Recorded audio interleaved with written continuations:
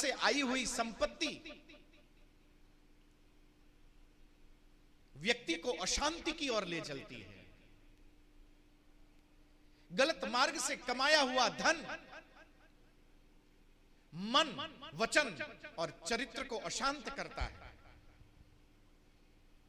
यही मन की दुर्भावना हस्तिनापुर में बड़ी उठापटक कर रही थी। उधर प्रसन्नता पूर्वक यात्रा चल रही थी। यात्रा के एकदम अंतिम पड़ाव में एकदम सही स्थान तो निर्णित करना असंभव सा है, पर अंदाज लगाएं तो बद्रिकाश्रम से थोड़ा नीचे लगभग श्रीनगर या उसके आसपास का होगा, और यदि उस तरफ से चले होंगे तो हाथी पर्वत और ये भुशुंडी ताल या उसके आसपास का वो स्थान रहा होगा। उस स्थान पर पांडु पहुंचे। सत्संग चल रहा है, प्रसन्नता है, संकीर्तन हो रहा था। अब यहां से कुंती और उसकी दूसरी पत्नी माद्री अब वापस लौटने वाले थे। माद्री के मन में विचार आया कि कुंती के 3 संतान हैं। काश भगवान मुझे भी ऐसा अवसर देता। विचार महर्षि वेदव्यास ने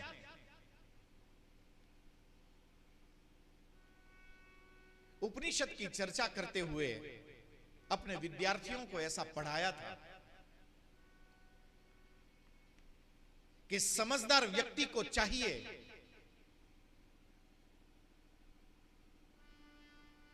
कि वो कभी भी पुरुष स्त्री के साथ और स्त्री पुरुष के साथ एकांत न साधे। आप भौतिक दृष्टि से जब ऊपर ऊपर से इसको सुनोगे ना, तो आपके मन में प्रश्न खड़े होंगे कि ये कैसी बात।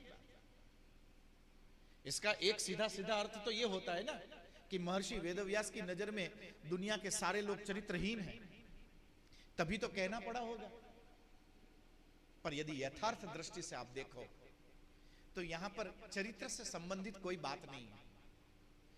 मनः एव मनुष्याणाम कारणम बंध मोक्षयो हो बद्धस्तु विषयासक्तः मुक्तम निर्विषयम मनः।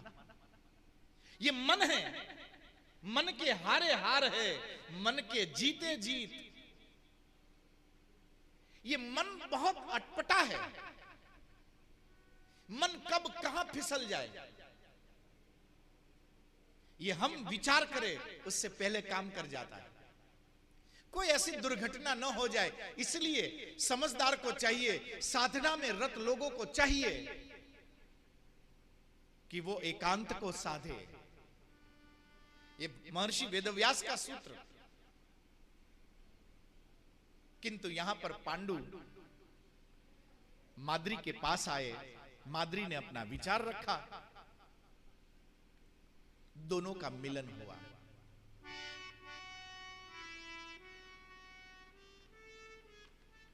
हरि शरणम हरि शरणम हरि शरणम हरि शरणम हरि शरणम हरे शरणम हरे शरणम हरे शरणम हरि शरणम हरि शरणम हरि शरणम हरि शरणम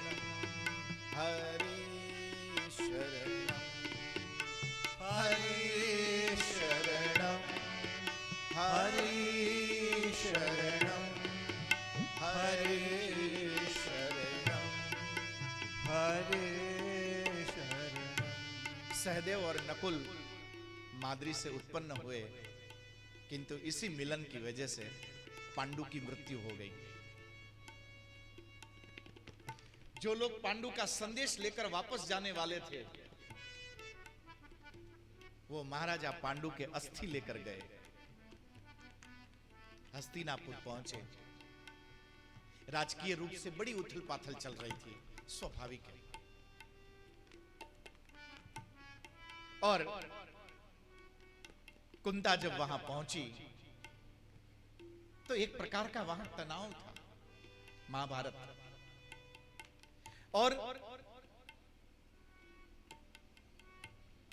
दादा भीष्म के संरक्षण में ये पांचों पुत्र सुरक्षित थे। समय चलते चलते चलते उस घड़े से एक एक करके 100 पुत्रों का जन्म हुआ। विज्ञान की दृष्टि से आप कहो तो जब घड़े में बच्चों को प्रकट होते हुए सुनते हैं तो एक विचार आता है कि आવું कहीं थोड़ू थाई। ऐसा नहीं। यदि टेस्ट ट्यूब बेबी से बालक का जन्म हो सकता है तो क्या पता आज आप जिसको अंग्रेजी में टेस्ट ट्यूब बेबी कहते हो उस जमाने में उसको घड़ा कहा जा रहा हो। ज्ञानम परम गुह्यम में श्रीमद् भागवत द्वितीय स्कंध ज्ञानम परम गुह्यम में यद विज्ञान समन्वितम, धर्मशास्त्र का एक एक सिद्धांत आप विज्ञान की एरण पर उसको देख सकते हो। पर क्या है कि हमारे देश में, हमारी सभ्यता में विगत 400-500 साल से एक प्रकार की ऐसी बातें फैलाई गई कि ये तो मिथक है। मिथक यानी कहानियां। भला ऐसी भी कोई कहानियां होती है? कहानी कैसी होनी चाहिए? दे तो मन स्वर, सुनिए मैं कहानी सुनाता हूं। वार्ता रे वार्ता, वार्ता रे वार्ता, भाभा ढोरा चारता। तमे बधाई बोलजो, एक कहानी किसको बोलते हैं? वार्ता रे वार्ता, वार्ता रे वार्ता, वार्ता रे वार्ता, भाभा ढोरा चारता, भाभा ढोरा चारता, छोकरा समझावता, छोकरा समझावता, एक छोकरू रिसाणो, एक छोकरू रिसाणो, एक छोकरो रिसाणो, कोठी पाछळ भीसाणो, कोठी पाछे घीसाणो, कोठी पाछळ भीसाणो, कोठी पाछे घीसाणो, कोठी पड़ी आडी, कोठी पटी आड़ी, कोठी पड़ी आडी, कोठी पड़ी आड़ी, अररर माड़ी। आपने बहुत बार सुना होगा, बहुत बहुत हमारे बुजुर्गों ने ये गाया है। इसका अर्थ आप सुनिए फिर आगे चलेंगे। तो वार्ता रे वार्ता, रे वार्ता, आप जो बड़े बुजुर्गों से जो सुनते हैं, आप जो विद्वानों से सुनते हैं, गुजराती में वार्ता यानी कहानी और गुजराती में वार्ता यानी कि जो नहीं मानता है उसको मना के वापस ले आना, उसको भी गुजराती में कहते हैं वार्ता। यही बड़े, यही ज्ञानी, ये विद्वान, यही वार्ता रे वार्ता। कोई बच्चा भटक जाए, कोई बिगड़ जाए, कोई नाराज हो जाए, वार्ता रे वार्ता, उसको फिर से अपने संस्कार, अपनी जमीन पर वापस ले आते थे, ऐसी बातें बताते। वो बातें वार्ता रे वार्ता, વાર્તા રે વાર્તા વાર્તા રે વાર્તા વાર્તા રે વાર્તા भाभा ढोरा चारता। બાડોરા ચાલતા अब सीधी बात है ना, रोज जाके आप किसी को समझाओ, એ તમારી સામે નક્કી કરે કે હવે હું ભૂલ નહીં કરું, અને બીજે દી પાછો યાદ મળે, વળી એને સમજાવવા જવાનો, तो बार बार यदि किसी को समझाना पड़े तो उसको आप इंसान कैसे कहो? एक भैंस ने रोज समझाओ ने तो ये आड़ी ज पड़े। मारे भैंस थी कोई वांधो नहीं, हमणा थी खबर नहीं भैंस बहु आवे छे, माने एना थी कई वांधो नहीं, पण जो समझाव्या समझे नहीं आ जनावरनी जात अखो कहे एनु सूरे करवू आते थोड़ी छे आपणी नात। तो वार्ता रे वार्ता भाभा ढोरा चारता। जो बार बार समझाने पर भी नहीं मानते हैं, नहीं समझ सकते हैं, ऐसे लोगों को जो समझा बुझाकर मंदिर के प्रांगण तक खींच के ले आए, भाभा ढोरा चारता, ये आवा भाभा ज आपड़ा जेवा ढोरान चारी हके, नहीतर भेहू में एक आम भागे ने एक आम भागे, जो प्रेक्टिस न होय ने तो बधु नोखું नोखું થઈ જાય। भाभा ढोरा चारता બાડોરા ચાલતા वार्ता रे वार्ता વાર્તા રે વાર્તા भाभा ढोरा चारता બાડોરા ચાલતા छोकरा समझावता। છોકરા સમજાવતા बड़े बुजुर्ग अपने अनुभव से अपने बच्चों की जिंदगी अनुकूल हो जाए, सुगम हो जाए, सरल हो जाए, उसके जीवन में उत्सव आ जाए, उसके जीवन में प्रसन्नता आ जाए, उसका जीवन उत्सव बने, इसलिए वो समय समय पर अपने अनुभव से बातें बताते हैं। आप कभी किसी आश्रम में जाओ, किसी संत के पास आप बैठो, उसने कैसे कपड़े पहने हैं, वो चिलम पीते हैं कि नहीं पीते हैं, वो चाय पीते हैं कि नहीं पीते हैं, उसकी छोड़ो।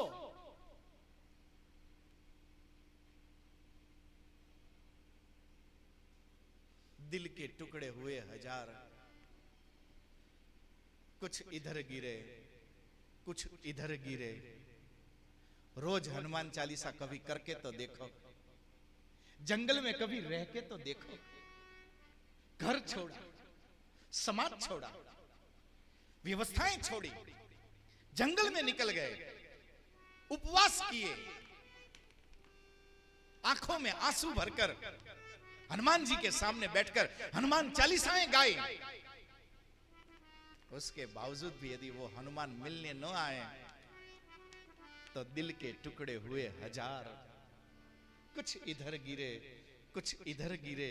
अब इन्हें फेविकोल की जरूर तो पड़े ना। फिर वो चलम उठाए, पी ले। मैं उसको जस्टिफाई नहीं करता हूं, पर कौन क्या करता है ये देखने से पहले बहुत आवश्यक है कि हम कैसे हैं ये देखें। दूसरों के नानुक्स निकालना बहुत आसान है, अपने में झांक के देखो तो पता चलेगा कि हम में कितनी गलतियां हैं। उन गलतियों को सुधारने के लिए जब आप किसी महात्मा के पास जाकर बैठो,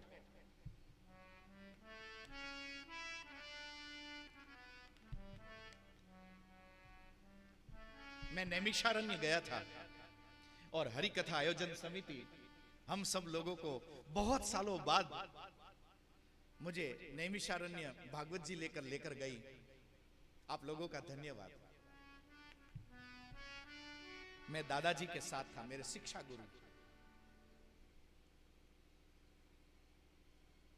जो चतुर हो ना वही व्यवस्थापक होते हैं।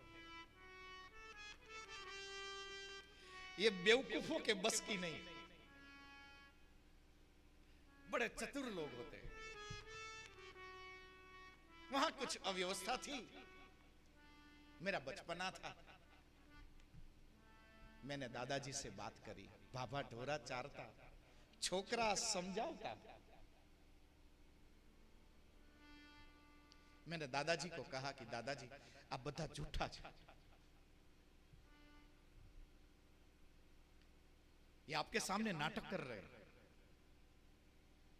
और भी मैंने बहुत सारी फरियाद करी, शांति से सुनी और फिर बड़े मुस्कुराते हुए जवाब दिया कि बेटा देखिए, साधना जब उत्तर देती है तो कितना शांतिमय उत्तर होता है।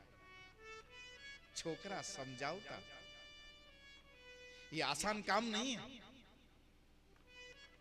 अकेले कोने में बैठकर जिसको रोना आता हो ना, वो जब बोले ना तो वो किसी को समझा देता है, चेता देता है, जगा देता है।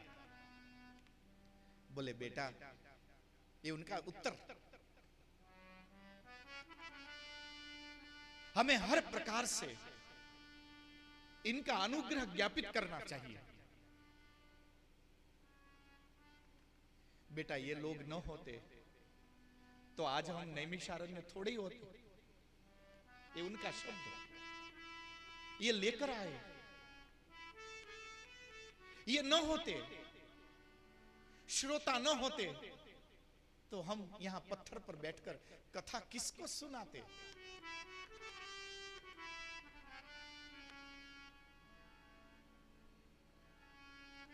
जिनका एक उत्तर आपके विचारों की कलुषितता को बदल दे, वो है अनुभवी, वो है साधना संपन्न। ऐसा अनुभव छोकरा समझाओता। विज्ञान के माध्यम से जो युवान भाई बहन मुझे सुने, आपको न समझ में आए तो विनय पूर्वक 10 बार पूछिएगा। बाकी अपने से बड़ों का कभी अपमान मत करिए। वो आपको मान और सम्मान के लिए कहते भी नहीं है। इसलिए आपके अपमान की उन बड़ों को कोई असर नहीं है। पर आपकी ये प्रवृत्ति आपको नकारात्मकता की ओर ले चलेगी। बाबा ढोरा चारता, छोकरा समझाओता। पर कभी कभी है ना, कुछ बच्चे ऐसे होते हैं, इन्हें रोज उपदेश देवो पड़े। भाई आम नो कराए, दूसरे दिन सुबह देखो तो वो वहीं लेगा।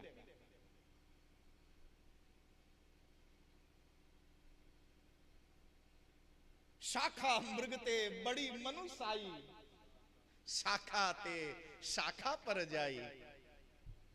कुछ लोगों का स्वभाव ऐसा होता है, छोड़ते नहीं है। तो एक छोकरू रिसाणु, ये जो रूठे हुए हैं ना, इन रूठे हुए लोगों के लिए ही वक्ता की साधना की परीक्षा होती है। जब कोई रूठा हुआ व्यक्ति किसी वक्ता के पास पहुंचे और यदि उसको वापस न लौटा सके तो शायद अभी भी उसकी सरस्वती की साधना कम होगी। एक छोकरू रिसाणु, कोठी पाछळ भीसाणु। धन दौलत के अभिमान में अब वो फंसा। मेरे पास पैसे हैं, मेरे पास दौलत है।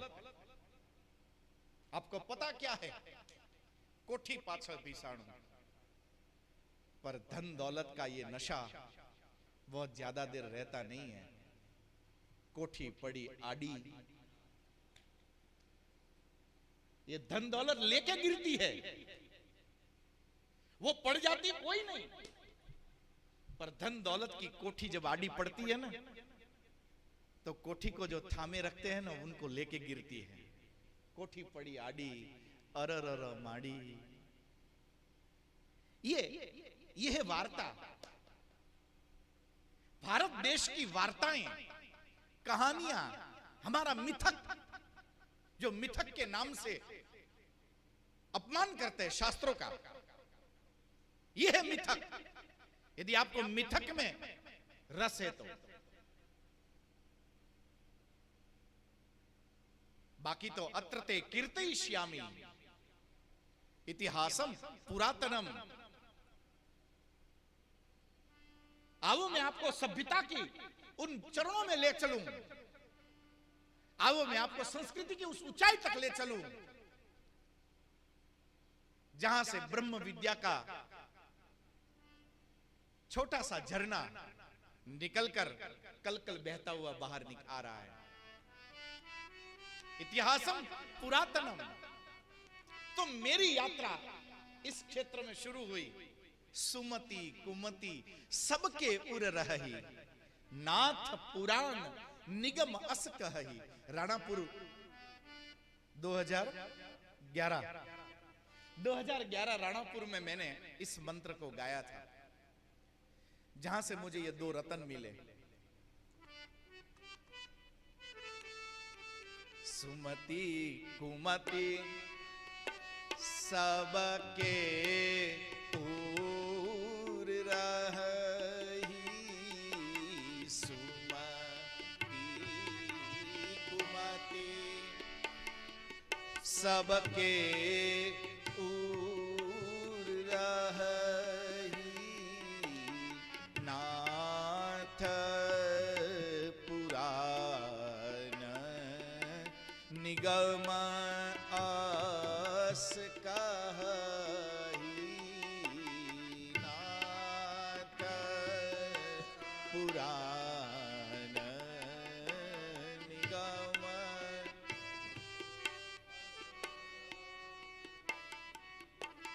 धर्म क्षेत्रे कुरुक्षेत्रे समवेतायुयुत्सवः, मामका पांडवाश्चैव किम कुर्वत संजय। जहां सुमति तहाँ संपत्ति नाना।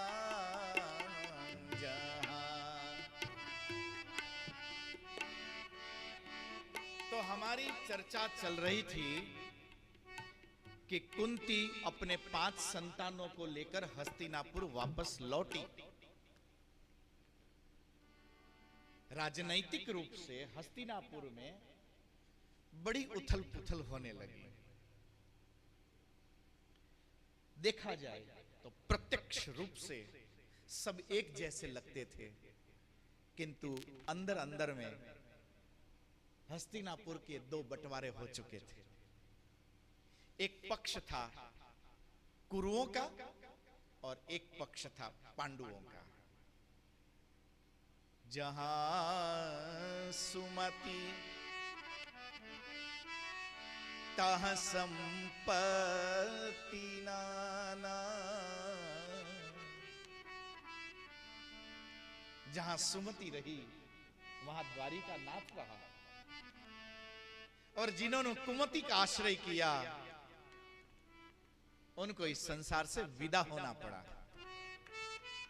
इसकी पूर्व भूमिका में ये भगवत गीता का शास्त्र एक दीपक की भांति मेरा और आपका मार्गदर्शन करता है। बड़ा अद्भुत अध्याय है ये, बड़ी आश्चर्य की बात है कि उपनिषद का ये मंत्र, उपनिषद का ये गीत जो स्वयं जगतगुरु द्वारिकाधीश ने गाया हो, और उसका आरंभ मोह से होता है और अंत में जब अर्जुन को पूछा 18वें अध्याय में पूछेंगे जब आएंगे तब अर्जुन ने प्रत्युत्तर दिया कि नष्टो मोह स्मृतिर्लब्धा, मेरा मोह समाप्त हो गया, मैं स्वयं को पहचान सकता हूं अब। बस मोह की गर्त से लेकर अर्जुन की तरह मैं और आप भी एक यात्रा कर सके और अंत में हम भी द्वारिका नाथ को कह सके कि नष्टो मोह स्मृतिर्लब्धा।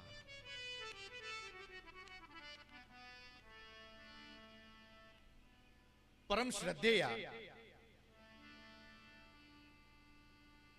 सुगन देवी जी की ये साधना पड़ियार परिवार के लिए कि जो आज स्मृति बनकर भी भगवत गीता को लेकर आई, भगवत गीता के इस गीत को लेकर आई, इसी विषय पर विस्तार पूर्वक हम आगे चर्चा करेंगे। आज बस इतना ही। आप सभी को मेरा प्रणाम। जय सिया राम। आइए